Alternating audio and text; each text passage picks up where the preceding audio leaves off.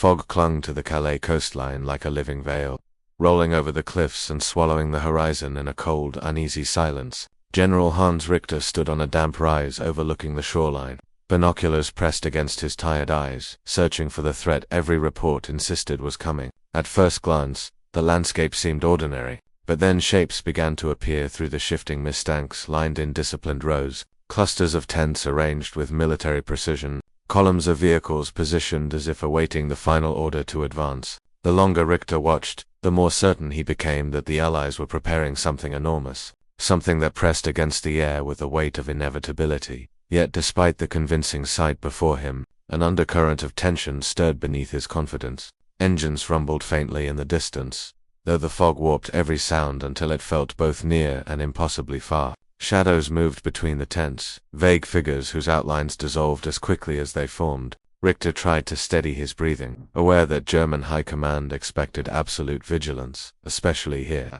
at the point Hitler himself believed to be the true target of an Allied invasion. Calais had become a place where fear and certainty blended until they were nearly indistinguishable. He lowered the binoculars, letting the cold metal rest against his chest as he replayed earlier intelligence reports in his mind. Everything pointed to Calais: intercepted messages, sudden troop concentrations, and weeks of rising activity along the English coast. Now, seeing this supposed army with his own eyes, Richter felt both vindicated and unsettled. Something about the scene lacked the natural rhythm of a living force, yet he could not articulate why. The fog thickened again, blurring the shapes until they seemed suspended between reality and imagination. As Richter turned away, an uneasy thought followed him like a shadow, hinting that the truth behind this army might be far more fragile than he dared admit. He lingered at the ridge, the cold wind pushing against his coat, carrying a subtle warning he quite felt but could not define.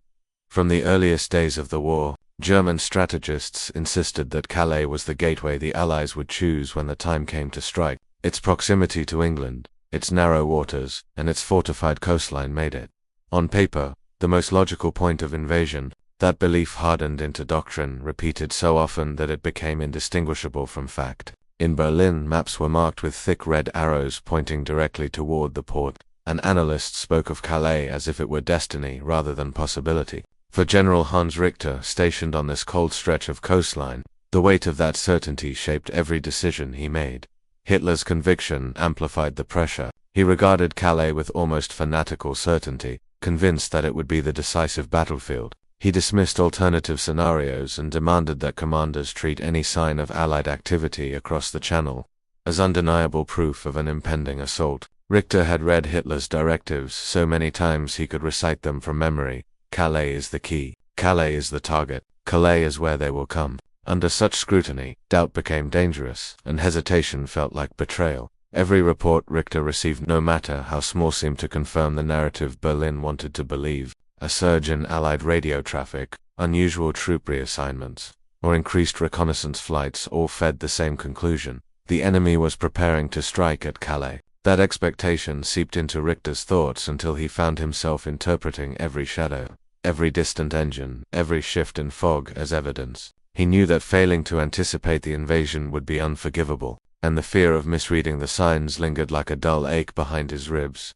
Still, amidst the certainty, small doubts flickered at the edges of his mind. Could the Allies truly be revealing so much? Could an army of such scale gather without exposing itself fully? Yet those doubts were smothered by the pressure from Berlin, by the voices insisting that Calais was the only logical answer. And so Richter, trapped between duty and instinct, continued to see threats even when none had fully taken shape, unaware that this bias was quietly guiding him toward the greatest deception of the war. The fog rolled in heavier the next morning, settling over the coastline like a curtain drawn by an invisible hand. General Richter lifted his binoculars once more, expecting the same muted landscape he had observed countless times before. But as the mist shifted, shapes began to emerge, vast hulking silhouettes rising from the whiteness like steel ghosts. At first he thought his tired eyes were playing tricks on him, but then the fog thinned just enough for him to see the unmistakable outlines of tanks, row after row stretching across the fields. Behind them, blurred columns of vehicles sat poised as if waiting for an order they already knew was coming. His pulse quickened. The scale was staggering. This was no small force preparing for reconnaissance. It looked like an entire armored division, dug in and ready. He swept the binoculars slowly from left to right, each movement revealing more machinery, more tents, more hints of an army assembling beneath the cover of morning haze. Yet the deeper he peered, the more the tension inside him grew. Something felt off. The fog distorted edges and twisted proportions, making it difficult to judge distance or clarity. A tank's barrel appeared unnervingly still, as if frozen in place. A supply truck seemed to perfectly aligned with the next. The symmetry was unsettling, almost too precise.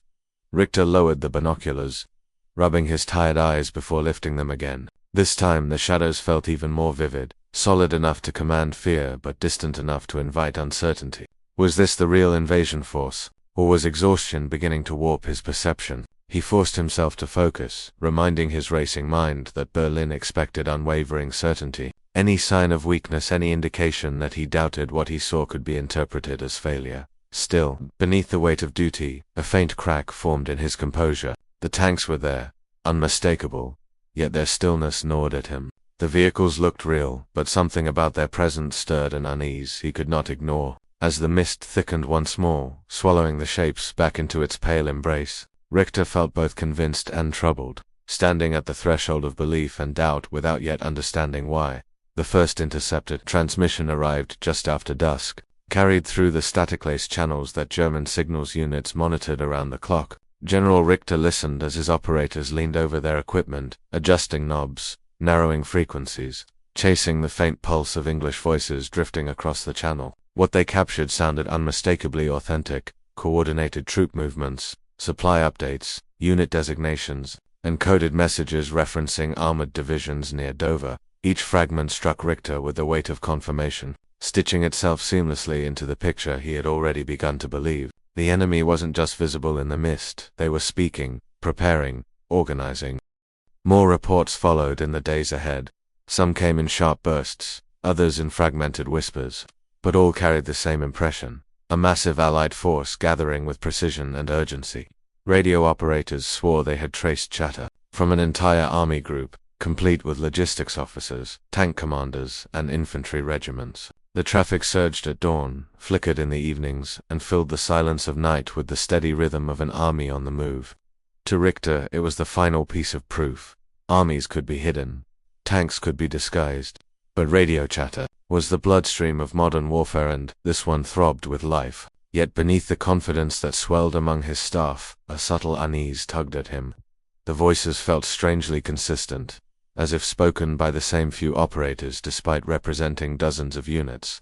The patterns repeated themselves with an almost practiced rhythm, and the pauses between messages felt too deliberate, too rehearsed. But under the pressure of Hitler's fixation on Calais and Berlin's demands for certainty, Richter shoved the doubts aside. Intelligence in war was rarely perfect. Small irregularities meant nothing against the overwhelming volume of intercepted data. Unbeknownst to him, the Allies had deployed expert radio illusionists, operators trained to mimic the chatter of entire divisions, weaving elaborate scripts of counterfeit activity designed to deceive listeners exactly like him. But Richter, unaware he was hearing ghosts rather than soldiers, absorbed every word as truth. With each transmission he felt the invasion drawing closer, tightening around Calais like a noose. Any lingering skepticism dissolved beneath the rising urgency, leaving him convinced that the decisive moment was no longer a possibility, was imminent, and already unfolding in the invisible space between static and certainty. Long before General Richter ever lifted his binoculars toward the fog at Calais, the Allies had begun constructing a war that existed only on paper, in shadows, and in the minds of those desperate to predict their next move. Operation Fortitude was not a battlefield strategy, it was a theatrical production born from necessity, crafted with such precision that it blurred the line between reality and illusion. At its center stood an unlikely coalition of soldiers, artists, radio experts, and illusionists, each contributing to an invention designed to mislead the most formidable intelligence machine in Europe. Across the fields of southeastern England, hundreds of inflatable tanks sat anchored to the earth, their rubber skins gleaming faintly beneath overcast skies. From a distance, they appeared unmistakably real armored beasts poised for war. Hollywood prop builders and camouflage units worked side by side, painting shadows onto canvas, rigging wooden aircraft frames, and setting up dummy artillery that looked authentic from every angle but one. Up close, trucks carried nothing inside yet left convincing tire marks across dirt roads. Soldiers marched in patterns only to vanish into empty tents, staged for no purpose other than being seen. Meanwhile, the radio teams worked like composers of a grand deception, crafting a symphony of false communications that filled the ether with life. Highly trained operators mimicked the voices, habits, and timing of entire divisions, sending carefully scripted messages across frequencies the Germans monitored. Messages referenced phantom supply shortages, non-existent training drills, and fictional commanders. These broadcasts were not random, they followed a master timetable designed to mirror the tempo of a real army preparing for invasion. Every signal was bait, every pause intentional dot. Then there were the double agents, ordinary men and women transformed into the most crucial actors in the deception. Chief among them was the enigmatic agent Garbo, who fed German intelligence a steady stream of fabricated reports that aligned perfectly with the illusions spread across England. His transmissions spoke of troop build-ups at Dover, armored divisions, awaiting final orders, and a commander-general Patton allegedly preparing to lead the charge. Garbo's credibility had been cultivated carefully for years, and now, at the moment of truth, his influence became the cornerstone of Fortitude's success. Behind the scenes, Allied planners studied how German analysts thought, what they feared, and what they expected. They exploited those expectations relentlessly. They knew Berlin believed Calais was the logical target. They knew Hitler trusted his own assumptions, and so they built an army tailored to his convictions, an army that did not need to fire a single shot to shape the future. Every illusion was calculated with meticulous care, ensuring that when General Richter peered through the mist, he would see not shadows, but a force he believed could reshape the war. Berlin's demands came with a sharpness that cut through every layer of routine. Orders arrived at all hours, stamped with urgency, demanding updates on troop counts, projected invasion timelines, and any sin real or imagined that the Allies were preparing to strike. General Richter felt the weight of every message settle on his shoulders like a tightening vice. The High Command wanted certainty, not speculation, confidence, not hesitation, and above all, they wanted confirmation that Hitler's long-standing conviction about Calais remained unchallenged. Anything less felt perilously close to disobedience. Each morning Richter stood in his cramped office, surrounded by maps pinned with lines of red string and stacks of intercepted reports. His staff waited anxiously as he crafted responses, choosing every word with care.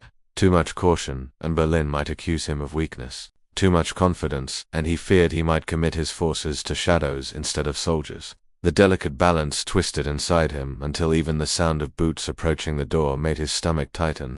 He knew that generals were not allowed the luxury of doubt, yet doubt had begun to seep into him like cold air through broken glass. Complicating everything was Hitler's personal obsession. His directives arrived with unmistakable intensity, insisting that Calais was the invasion point and dismissing any evidence that pointed elsewhere. Richter had read the Führer's handwritten notes, each one outlining the same narrative with unwavering conviction. To contradict those assumptions even quietly felt like stepping into a minefield. He feared misreading the threat, but he feared contradicting Berlin far more. At night, when the corridors grew silent, Richter replayed the intercepted signals, the sightings in the mist, and the demands from High Command. He felt the truth slipping between his fingers. Was he seeing genuine danger, or merely the reflection of expectations imposed from above? Anxiety pressed against him until sleep became impossible, replaced by a restless dread that gnawed at him in the early hours. Still, each dawn he stood before his staff with forced steadiness, sending Berlin the certainty they demanded while privately, fearing that one misjudgment could collapse the fragile trust keeping him in command. Settled over Calais with the kind of stillness that felt unnatural in wartime, a quiet so deep that it pushed General Richter from his bed and into the cold darkness beyond his quarters. Sleep had refused him for days, slipping through his grasp like smoke, leaving behind only the gnawing need to see the supposed army with his own eyes once more. He moved through the silent encampment without an escort, coat pulled tight against the wind, boots crunching softly over frost-hardened soil. Ahead, the cliffs loomed, carved into shifting silhouettes by the moon's pale light. When he reached the ridge, he lifted his binoculars, letting the faint glow of distant lanterns guide his aim. The fog had thinned tonight, revealing clearer outlines across the fields below. Tanks sat in neat formation, their shadows long and imposing under the moon. Rows of tents stretched across the terrain like sleeping beasts. Now and then, the low hum of engines drifted up the hill, soft, rhythmic, almost reassuring in its consistency. To any other officer, the scene would have been undeniable proof of an army preparing for war. but something inside Richter twisted uneasily. He lowered the binoculars, listening more intently. The engine sounds seemed oddly steady, lacking the variations he associated with real movement. No sudden roars of acceleration, no clanks of shifting gears, no shouts of men working through the cold night. Just a gentle mechanical murmur, too distant to confirm, too steady to trust. He frowned, scanning again. The tanks appeared exactly where he had seen them last, same spacing, same angles, same shadows stretched in the same direction. He told himself it was coincidence, or perhaps he was misremembering, yet a prickling sensation crawled across his spine, the kind that whispered danger even when logic offered none. He stepped closer to the cliff's edge, narrowing his eyes. For a moment, the moonlight sharpened just enough to reveal a tank's surface smooth, almost glossy, as though untouched by dirt or cold. No crews moved between the vehicles. No patrols circled the camp. The illusion held, but the emptiness beneath it stirred something Richter could not name. As he turned away, a slow, unsettled breath escaped him. For the first time, certainty felt like a fragile shell, one that might crack with a single touch, revealing a truth he wasn't yet prepared to face. The storm hit with a violence that shook the coastline for hours, tearing through the fog and drenching the fields below Calais in sheets of cold rain. When morning finally broke, the sky hung low and washed clean, offering the clearest view Richter had seen in weeks. The wind carried the scent of wet earth and sea salt as he stepped onto the ridge, binoculars in hand, feeling a nervous tightness settle beneath his ribs. Today, he told himself, he would finally see the truth with undeniable clarity. Yet what he found only deepened the unease that had been growing within him. At first glance, the army appeared unchanged: tanks, lined neatly, tents arranged in perfect rows, supply trucks dotted across the terrain. But as he studied the layout, his stomach tightened. The tanks sat in the exact same positions he had memorized days before, not a single one shifted by even an inch. He traced the ground around them with growing alarm. The fields were soaked and soft from the storm, yet there were no tire tracks, no churned mud, no signs of movement at all. Even the tents looked untouched by the night's fury, their flaps hanging still and dry as if the weather had politely passed around them. Richter's pulse quickened. He turned to the latest aerial photographs scattered across his desk inside the observation post. The images showed the same eerie perfection: no smoke from campfires, no scattered trash, no footprints leading between the tents. Everything was staged with a precision no real army could achieve. His hands trembled slightly as he laid one photograph over another, aligning them edge to edge. The tank formations matched perfectly,